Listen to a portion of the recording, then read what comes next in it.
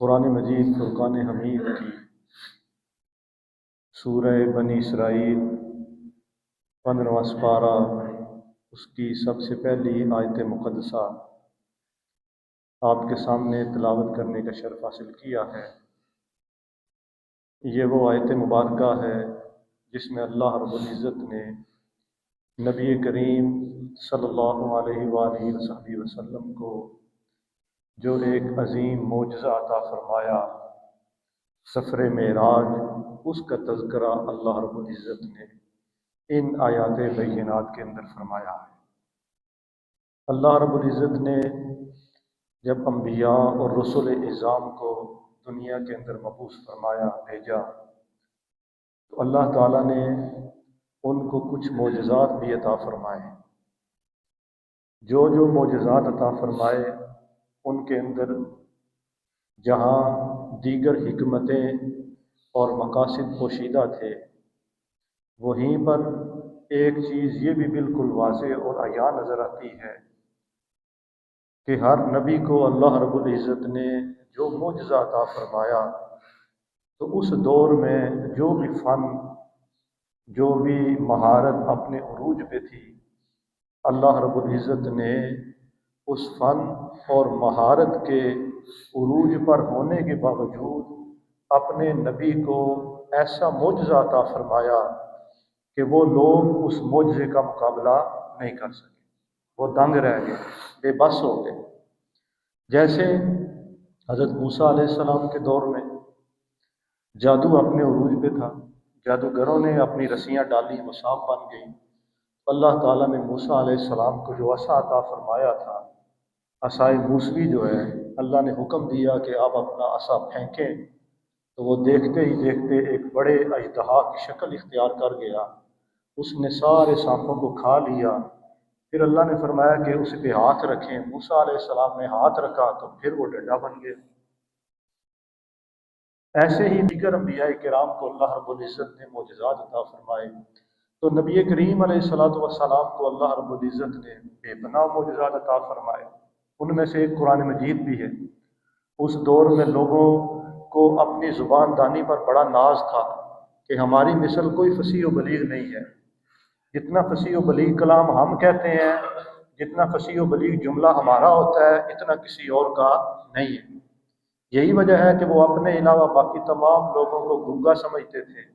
عجمی کہتے تھے۔ وہ یہ سمجھتے تھے کہ ان کو بولنے کی مہارت ہی نہیں ہے، الفاظ ہی نہیں ہیں، جملے کیسے بنانے ہیں، اشعار کیسے کہنے ہیں، قصیدہ کیسے لکھنا ہے، یہ ساری چیزیں جو ہیں وہ یہ سمجھتے تھے کہ پوری دنیا میں ہمارا کوئی ثانی نہیں، ہمارے کلام کا کوئی مقابلہ نہیں کر سکتا۔ تو اللہ رب العزت نے نبی کریم علیہ السلام کو قرآن کی شکل میں ایک ایسا معجزہ عطا فرمایا کہ وہ سارے کے سارے بہترین زبان آور ہونے کے باوجود قرآن کے سامنے گونگے ہو گئے۔ اللہ تعالیٰ نے انہیں چیلنج کیا کہ اگر تمہیں جو ہے تمہارا یہ دعویٰ ہے کہ نبی کریم علیہ السلام نے خود قرآن بنا لیا ہے، تو پھر تم بھی بنا کے لے آؤ، قرآن مجید کی مثل لے آؤ، قرآن مجید کی مثل 10 صورتیں ہی لے آؤ، ایک صورت ہی لے آؤ۔ اللہ نے فرمایا کہ پوری روئے زمین کے انسان بھی مل جائیں، جنات بھی مل جائیں، روئے زمین کی ساری طاقتیں بھی مل جائیں، پھر بھی قرآن مجید کا مقابلہ کر سکتی نہیں۔ ایسے ہی نبی کریم علیہ السلام کو اللہ رب العزت نے ایک معجزہ عطا فرمایا، سفر معراج۔ یہ جو سفر معراج ہے، پہلی بات تو یہ سمجھ لیں کہ نبی کریم علیہ السلام کو اللہ رب العزت نے یہ جو نبوت عطا فرمائی، رسالت عطا فرمائی، یہ قیامت تک کے لیے ہے، یہ قیامت تک کے لیے ہے اور پوری کائنات کے لیے، پوری کائنات کے لیے ہے۔ اب اللہ رب العزت کے علم میں یہ بات تھی کہ ایک وقت آئے گا انسان جو ہے وہ ستاروں پہ کمندیں ڈالے گا، انسان آسمان کی سیر پہ بھی ہو سکتا ہے جائے، انسان جو ہے وہ خلا کے اندر بھی جائے گا، مختلف چیزیں جو ہے وہ انسان ایجاد کر لے گا۔ لیکن اللہ رب العزت نے نبی کریم علیہ السلام کو معراج کی شکل میں ایک ایسا معجزہ عطا فرمایا کہ قیامت تک چاہے سائنس جتنی مرضی ترقی کر لے، انسان جتنی مرضی جو ہے وہ مہارت حاصل کر لے، سائنس کے اندر چاہے جتنی مرضی چیزیں نئی سے نئی اسکل جو ہے، نئی سے نئی چیزیں ایجاد کر لے، لیکن نبی کریم علیہ الصلوۃ والسلام کے سفر معراج کا مقابلہ کر سکتا نہیں۔ اللہ تعالیٰ نے قرآن مجید میں ارشاد فرمایا سبحان الذی اسری بعبدہ لیلا من المسجد الحرام الی المسجد الاقصی، پاک ہے وہ ذات جو اپنے بندے کو مسجد حرام سے مسجد اقصی کی طرف لے گئی اور رات کے تھوڑے سے حصے میں۔ اب یہ جو مسجد حرام سے مسجد اقصی کا سفر تھا، یہ عمومی حالت میں جب لوگ سفر کیا کرتے تھے، سواریوں پہ، گھوڑوں پہ، اونٹوں پہ، پیدل سفر کیا کرتے تھے، تو کم از کم یہ 2 ماہ کا سفر تھا، 2 ماہ کا سفر تھا۔ اور پھر نبی کریم علیہ الصلوۃ والسلام آسمان کی سیر پہ تشریف لے گئے، حضور علیہ الصلوۃ والسلام نے جنت کے مناظر دیکھے، جہنم میں حضور علیہ الصلوۃ والسلام نے مشاہدات دیکھے، اللہ رب العزت کے ساتھ حضور علیہ الصلوۃ والسلام نے اللہ کی شان کے مطابق ملاقات فرمائی، دیدار باری تعالیٰ سے نبی کریم علیہ الصلوۃ والسلام مشرف ہوئے۔ یہ جو سارا سفر تھا، یہ کوئی خواب کی شکل میں نہیں تھا، یہ خواب کی شکل میں نہیں تھا، یہ روحانی بھی نہیں تھا، بلکہ یہ ایسا سفر تھا جو روح اور جسم دونوں ساتھ موجود تھے، روح اور جسم دونوں ساتھ موجود تھے۔ قرآن مجید میں اللہ رب العزت نے ارشاد فرمایا سبحان الذی اسری بعبدہ، عبد عربی زبان میں کہتے ہیں بندے کو، غلام کو بھی کہتے ہیں، بندے کو کہتے ہیں، عبد روح کو نہیں کہتے، عبد صرف جسم کو بھی نہیں کہتے، عبد بندے کو کہتے ہیں، جسم بھی ہو اور روح بھی ہو، جسم بھی ہو اور روح بھی ہو۔ تو نبی کریم علیہ الصلوۃ والسلام کا یہ سفر جو تھا، یہ جسم اور روح کے ساتھ تھا۔ اور پھر یہی وجہ ہے کہ جو کفار مکہ نے اعتراض کیا تھا، وہ اسی وجہ سے انہوں نے اعتراض کیا تھا کہ نبی کریم علیہ الصلوۃ والسلام نے جب یہ بیان فرمایا کہ یہ سارے مناظر میں نے دیکھے ہیں اور رات کے تھوڑے سے حصے میں، تو اگر تو خواب کی حالت میں ہوتے تو پھر وہ اعتراض بھی نہ کرتے۔ خواب میں تو انسان کہیں بھی جا سکتا ہے، کہ کوئی کہیں بھی انسان خواب دیکھ سکتا ہے کہ میں نے خواب دیکھا آج میں فلاں ملک کے اندر چلا گیا، خواب دیکھا فلاں ملک کے اندر چلا گیا، فلاں جگہ پہ چلا گیا۔ کفار مکہ کا جو اعتراض تھا وہ اسی بات پہ تھا کہ یہ کیسے ممکن ہے کہ ایک شخص جو ہے، جو مسافت ہم نے دیکھی ہوئی ہے، جو مناظر ہم نے دیکھی ہوئی ہیں، مسجد اقصی انہوں نے کہا ہم نے دیکھی ہوئی ہے، اگر مسجد اقصی مسجد حرام سے کوئی بندہ جائے تو 1.5 ماہ یا 2 ماہ کم از کم وہاں پہ لگتے ہیں۔ تو نبی کریم علیہ الصلوۃ والسلام دعویٰ کر رہے ہیں کہ رات کے بالکل تھوڑے سے حصے میں وہاں پہ بھی گیا ہوں، پھر آسمانوں کی سیر کے لیے چلا گیا، جنت اور دوزخ کے مشاہدات وہاں پہ میں نے کیے، تو یہ کیسے ممکن ہے؟ تو پھر اللہ رب العزت نے اسی وجہ سے اس آیت مبارکہ اور اس سورت کے آغاز میں اپنا ذکر فرمایا سبحان الذی۔ تم یہ چیز سوچنے سے پہلے قرآن مجید کی اس آیت پہ غور کرو کہ یہ نبی کریم علیہ الصلوۃ والسلام کو لے کر جانے والی ذات کون سی ہے؟ اللہ تعالیٰ، اور اللہ تعالیٰ سے کوئی چیز بعید نہیں۔ اللہ تعالیٰ اگر چاہے تو رات کے تھوڑے سے حصے میں نبی کریم علیہ الصلوۃ والسلام کو مسجد حرام سے مسجد اقصی پھر لامکان کی بلندیوں پہ لے جا سکتا ہے۔ یہی وجہ ہے کہ جب کفار نے جو ہے یہ اعتراض بھی کیا اور سیدنا صدیق اکبر رضی اللہ تعالیٰ عنہ کے پاس گئے کہ دیکھیں آپ کے جو دوست ہیں، جن کا آپ نام لیتے ہیں، جن کا کلمہ پڑھتے ہیں، آج تو انہوں نے ایسی بات کر دی ہے کہ انسان ماننے کے لیے تیار ہی نہیں ہے، عقل تسلیم کرنے کے لیے تیار نہیں ہے کہ وہ سفر جو ہم مہینوں کے اندر طے کرتے ہیں، آپ کے دوست تو یہ کہہ رہے ہیں کہ میں نے رات کے تھوڑے سے حصے میں کیا ہے۔ تو سیدنا صدیق اکبر رضی اللہ تعالیٰ عنہ نے ارشاد فرمایا اگر نبی کریم علیہ الصلوۃ والسلام ارشاد فرما رہے ہیں تو پھر نبی کریم علیہ الصلوۃ والسلام نے یہ سفر کیا ہے اور آپ سچے۔ پھر سیدنا صدیق اکبر رضی اللہ تعالیٰ عنہ کو واقعہ معراج کی تصدیق پر اللہ رب العزت کی طرف سے صدیق کا لقب عطا کیا گیا۔ اب یہ جو نبی کریم علیہ الصلوۃ والسلام کا سفر معراج ہے، اس معراج کے موقع پر نبی کریم علیہ الصلوۃ والسلام نے جنت کے مناظر بھی حضور علیہ الصلوۃ والسلام نے دیکھے ہیں، اور جہنم کے جو مشاہدات ہیں نبی کریم علیہ الصلوۃ والسلام کو وہ کروائے گئے، دکھایا گیا کہ کون سے لوگ ہیں اور کن برے اعمال کی وجہ سے وہ مختلف عذاب کا شکار ہیں۔ مثلا ایک حدیث کے اندر آتا ہے، اور یہ بھی ذہن میں رکھیں کہ نبی کریم علیہ الصلوۃ والسلام نے یہ جو معراج کے واقعات ہیں یہ کسی ایک حدیث میں بیان نہیں فرمائے، یہ مختلف احادیث میں مختلف مواقع پہ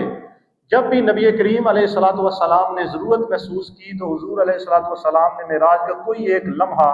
کوئی ایک منظر جو ہے وہ صحابہ کے سامنے بیان فرما دیا۔ احادیث میں مختلف کتابوں کے اندر مختلف احادیث کی صورت میں یہ مناظر، یہ واقعات، یہ سفر معراج موجود ہے۔ تو آقا علیہ الصلوۃ والسلام نے ارشاد فرمایا کہ میں نے جہنم میں دیکھا، جہنم کے مشاہدات کیے، چیزیں دیکھی۔ حضور علیہ الصلوۃ والسلام نے ارشاد فرمایا میں نے دیکھا کہ کچھ لوگ ایسے تھے کہ جن کو جہنم کی وجہ سے ایک عذاب دیا جا رہا تھا، اور عذاب کیا تھا؟ آقا علیہ السلام نے ارشاد فرمایا کہ لوہے کی کینچیاں تھیں، ان کے ہونٹ بڑے ہوتے تھے اور لوہے کی کینچیوں کے ساتھ ان کے ہونٹ کاٹے جا رہے تھے۔ پھر ایک اور حدیث کے اندر آتا ہے نبی کریم علیہ الصلوۃ والسلام نے ارشاد فرمایا میں نے دیکھا آگ کی کینچیاں، آگ کی کینچیوں کے ساتھ ان لوگوں کے ہونٹ کاٹے جا رہے ہیں۔ ایک دفعہ ہونٹ کٹتے ہیں پھر درست ہوتے ہیں، پھر کٹتے ہیں پھر درست ہوتے ہیں، مسلسل انہیں یہ عذاب دیا جا رہا ہے۔ آقا علیہ الصلوۃ والسلام نے ارشاد فرمایا میرے ساتھ جبریل تھے، میں نے پوچھا یہ کون لوگ ہیں اور کس وجہ سے انہیں یہ عذاب دیا جا رہا ہے؟ تو جبریل امین نے عرض کی یا رسول اللہ صلی اللہ علیہ وسلم یہ وہ خطیب ہیں جو دوسروں کو تو نیکی کا حکم دیتے تھے لیکن خود اس پر عمل نہیں کرتے۔ یہ بے عمل خطیب ہے جو دوسرے لوگوں کو تو اچھائی کا حکم دیتے تھے لیکن خود اچھائی نہیں کرتے تھے۔ یہ صرف خطیب ہی نہیں بلکہ معاشرے کے اندر، ملت کے اندر کوئی بھی ایسا شخص ہو جو دوسرے لوگوں کو نیکی کی دعوت دے رہا ہو تو اسے چاہیے کہ کوشش کرے کہ خود بھی اس پہ عمل کرے۔ اللہ رب العزت نے قرآن مجید میں کئی مقامات پہ ارشاد فرمایا یا ایھا الذین آمنوا لم تقولون ما لا تفعلون، اے ایمان والو تم ایسی بات کیوں کہتے ہو جس پہ تم خود عمل نہیں کرتے۔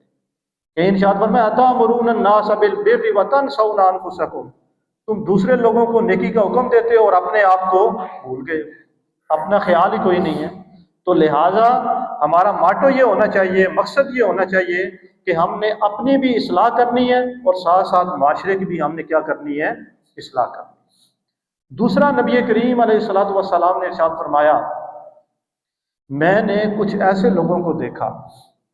فرمایا میں نے کچھ ایسے لوگوں کو دیکھا کہ جن کے ناخن جو تھے ہاتھوں کے وہ تانبے کے بنے ہوئے تھے، تانبے کے بنے ہوئے تھے، اور وہ کر کیا رہے تھے؟ ناخنوں کے ساتھ اپنے جسم کو نوچ رہے ہیں، اپنے جسم کا گوشت نوچ رہے ہیں۔ آپ یہ اندازہ کریں کہ ہمارے جسم میں اگر ایک کانٹا چبھ جائے تو کتنی تکلیف ہوتی ہے۔ تو انہیں عذاب یہ دیا جا رہا ہے کہ ان کے ناخن تانبے کے بنے ہوئے ہیں اور وہ جسم کو نوچ رہے ہیں، انہیں تکلیف ہو رہی ہے، جسم پھر درست ہوتا ہے پھر اس کو نوچتے ہیں، پھر درست ہوتا ہے پھر اس کو نوچتے ہیں۔ تو آقا علیہ الصلوۃ والسلام نے ارشاد فرمایا میں نے جبریل سے پوچھا جبریل یہ کون لوگ ہیں؟ تو جبریل امین نے عرض کی یا رسول اللہ صلی اللہ علیہ وسلم یہ آپ کی امت کے وہ لوگ ہیں یا یہ وہ لوگ ہیں جو دنیا کے اندر جب تھے تو غیبت کیا کرتے تھے،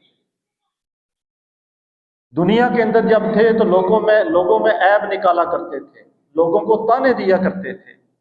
ایک حدیث کے اندر یہ آتا ہے کہ فرشتے ان کا گوشت کاٹ رہے ہیں، فرشتے ان کا گوشت کاٹتے ہیں، ان کو دیتے ہیں اور وہ کھاتے ہیں۔ ایسے ہی اللہ رب العزت نے قرآن مجید میں غیبت کے متعلق ارشاد فرمایا غیبت کرنا ایسے ہی ہے جیسے اپنے مردہ بھائی کا گوشت کھانا ہے۔ آج مجھ سمیت ہم میں سے ہر بندہ جہاں پہ ہم 4 بندے اکٹھے بیٹھتے ہیں کسی نہ کسی کی غیبت شروع کر دیتے ہیں، چاہے وہ ہم گھر کے اندر ہوں، چاہے بازار کے اندر ہوں، چاہے دفتر میں ہوں، اور کبھی کبھار تو مساجد کے اندر بھی یہ چیزیں شروع ہو جاتی ہیں۔ تو اللہ رب العزت کی بارگاہ میں دعا کرنی چاہیے کہ اللہ تعالی ہم سب کو غیبت جیسے بڑے گناہ سے اور ہماری طبیعتوں کے اندر جو رچ گیا ہے، بس گیا ہے، اللہ تعالی ہم سب کو اس سے محفوظ فرمائے۔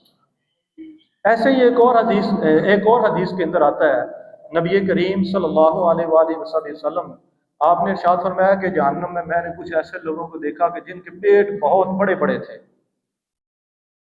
ایک حدیث میں آتا ہے حضور علیہ السلام فرمایا جس طرح بڑے بڑے گڑھے ہوتے ہیں، اور ایک حدیث میں جس طرح بڑی بڑی کوٹھڑیاں ہوتی ہیں۔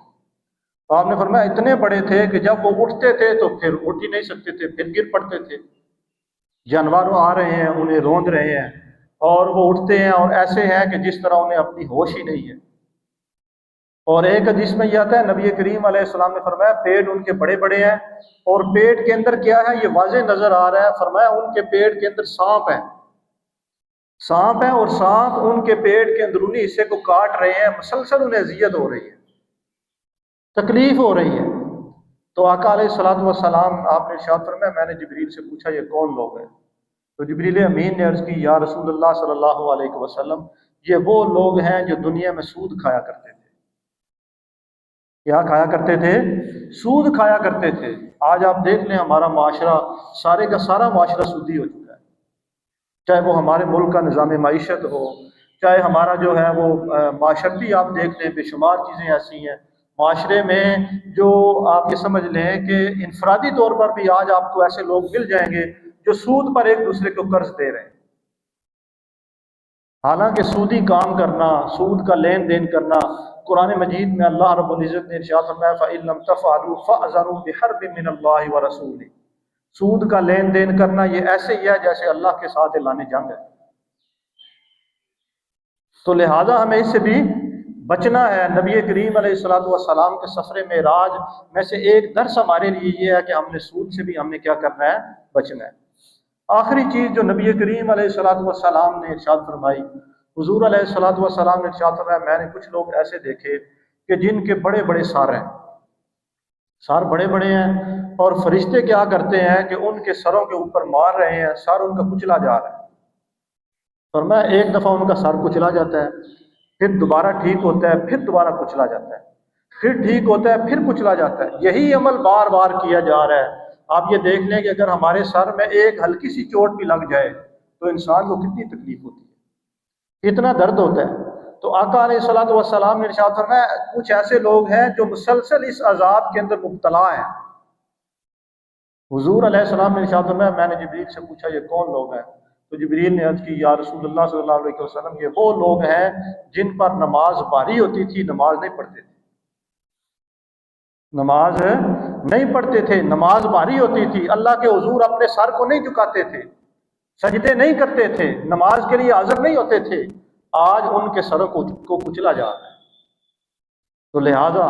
ہمیں چاہیے کہ یہ جو چیزیں میں نے آپ کے سامنے بیان کی ہیں ہم سب ان چیزوں سے اجتناب کریں۔ اللہ رب العزت ہم سب کو عمل کرنے کی توفیق عطا فرمائے۔